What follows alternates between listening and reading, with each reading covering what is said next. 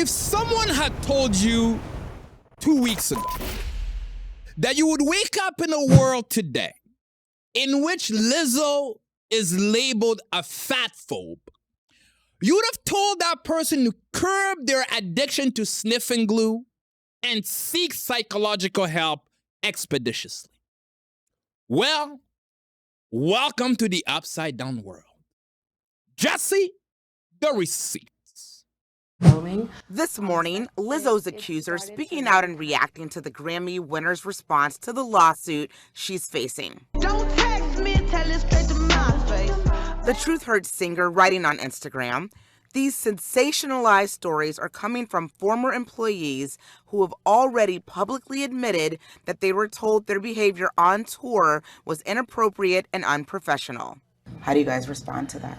Like our experience and our pain, and not just us three, but for the many women that have, because it's mainly women that have come forward and said they felt the same or have shared their stories with us because they don't want to publicly share it yet. It completely kind of invalidates all of our experience and our trauma and our pain. Lizzo went on to write, I know what it feels like to be body shamed on a daily basis and would absolutely never criticize or terminate an employee because of their weight. Lizzo also said, there is nothing I take more seriously than the respect we deserve as women in the world. What is your response to that? I honestly just find it kind of sad that even with us bringing forth and shining light and speaking up on all the things that we were feeling, instead of being met with at least acknowledgement of our feelings, when her brand is to preach about women empowerment. Former dancers Ariana Davis, Crystal Williams, and Noel Rodriguez accused Lizzo of creating a hostile work environment, weight-shaming them, and pressuring them to participate in parties with overly sexual atmospheres. Oh, I've been so down and under pressure. I'm way too fine to be this stressed, yeah. Oh. In a statement to ABC News, attorney Marty Singer writing in part, the lawsuit filed by the three dancers against Lizzo and the other defendants is specious and without merit. He also provided video to ABC News, which appears to show plaintiff Ariana Davis filmed in April after the time these events allegedly occurred, praising her former employer. I look up to her so much, and I just want to follow in her footsteps, and I just want to share that with the Queen Lizzo herself. Davis says now, our jobs were always being threatened. I personally never had job security in this whole entire time. I was being booked for these one-off shows, and all of a sudden, I wasn't. And then I was replaced with another dancer who was smaller. So, according to this lawsuit, Lizzo is not only a fat phobe and a racist, she is also a sexual deviant. Now, am I surprised that the woman who made a career out of normalizing obesity and heart disease is the nesting doll that keeps on giving? Absolutely not. But I must, in this instance, say that after a thorough examination of all the evidence presented, that I stand with Lizzo. This lawsuit is exceedingly frivolous. How does one adult force another to eat a banana out of a stripper's coochie meats without the use of a firearm? I understand the fact that the gluttonous nature of Lizzo and those of her ilk has a tendency to blind all common sense when it comes to food, but goddamn! We are talking about bacterial vaginosis soaked potassium here, madam. You couldn't just say no and go home? So, according to this lawsuit, one of the complainants, Miss Davis, who was hired as a participant on Lizzo's reality TV show, Watch Out for the Big Girls, alleges that the word got out that she was a virgin, and it immediately became a massive topic of conversation on the show. And she now claims that she never gave the producers permission to disclose that information. Ma'am, rub the Lord out of your eyes and read your contract again. Yes, you did. No producer worth half his weight in salt. And in Lizzo's Camp's case, that is a lot of salt. Will let that information make it on the show without having ensured that your contract was bulletproof. And are you surprised? You are surrounded by Jezebels. What comes as a surprise to me is the fact that they didn't sacrifice you on the altar of some sort of trans deity. They've never seen your kind before. Another complaint being lodged in this lawsuit is the fact that these dancers were told to do what's called a soft hold. I know, by soft hold, I don't mean that they were required to spoon Lizzo throughout the night. No. A soft hold means that the complainants would not be paid during tour breaks and could not take any other jobs. These breaks, apparently, could sometimes go on for months at a time. They later on then found out that other musicians and crew members on Lizzo's team were getting paid 50% of their fee during said hold. Ms. Davis attempted to renegotiate her initial contract, but Lizzo wouldn't budge past 25%. Well, ma'am, again, you are still the only one to blame here. How naive do you have to be to assume that someone who would force feed you coochie-flavored bananas would have the integrity of negotiating a contract in good faith? You're a child. This is show business. You don't get paid what you deserve. You get paid what you negotiate for. You were too thirsty for an opportunity, and you played yourself. Congratulations.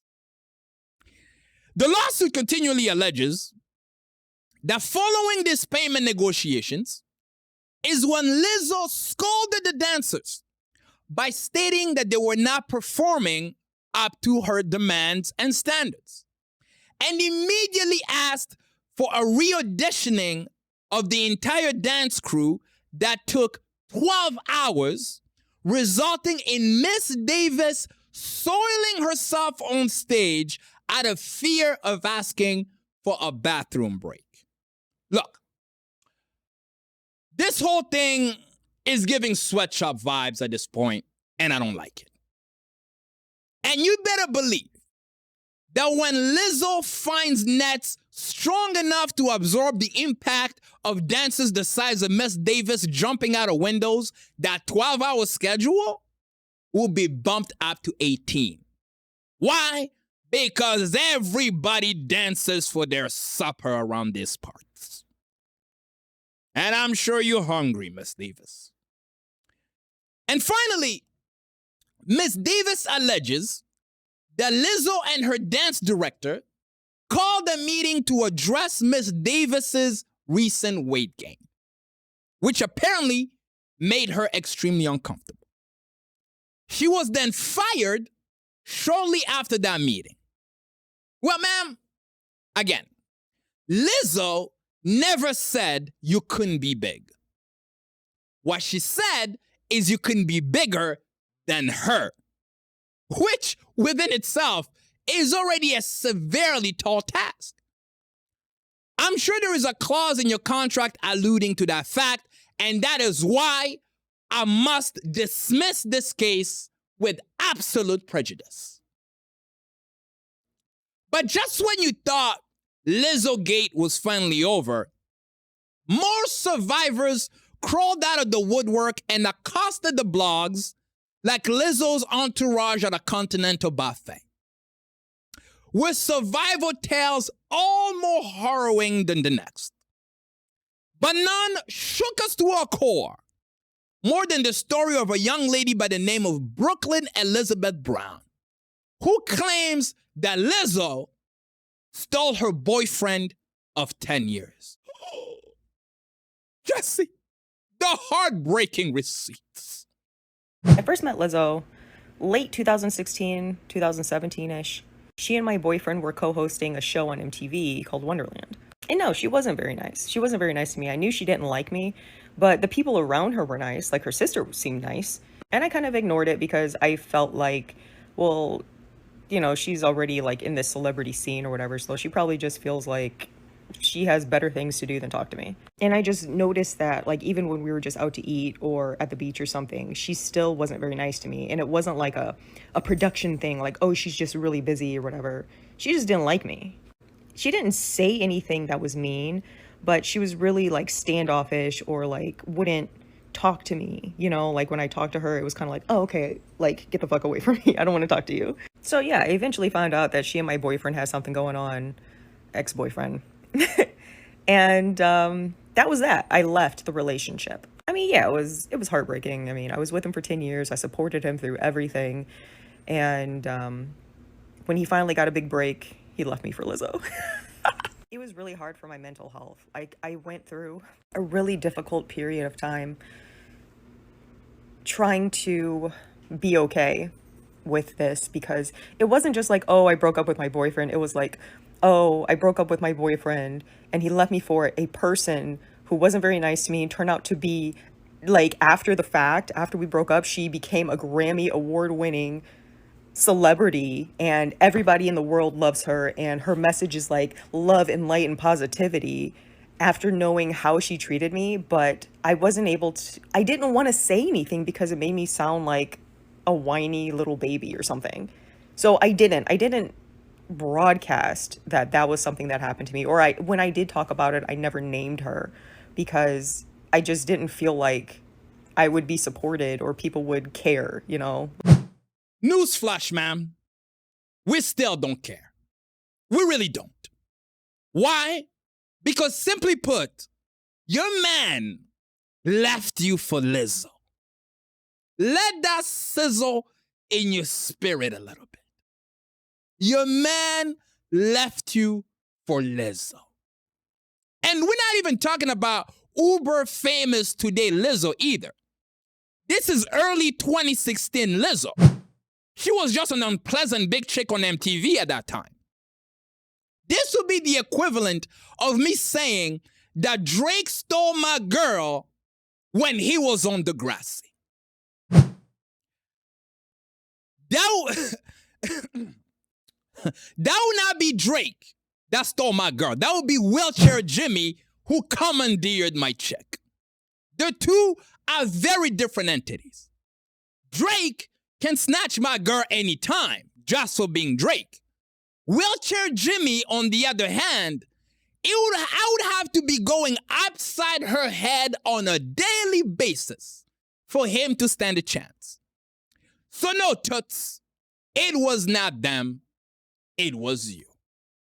Absolutely preposterous. Moving on. And that'll do for the show this week. Thank you so much for hanging out with us. We really appreciate it. Please don't forget to share, comment, subscribe, and hit that bell notification button so you know when we're uploading new content. We're trying to reach 5,000 subscribers before October, so each and every form of engagement helps. Until next time, stay preposterous.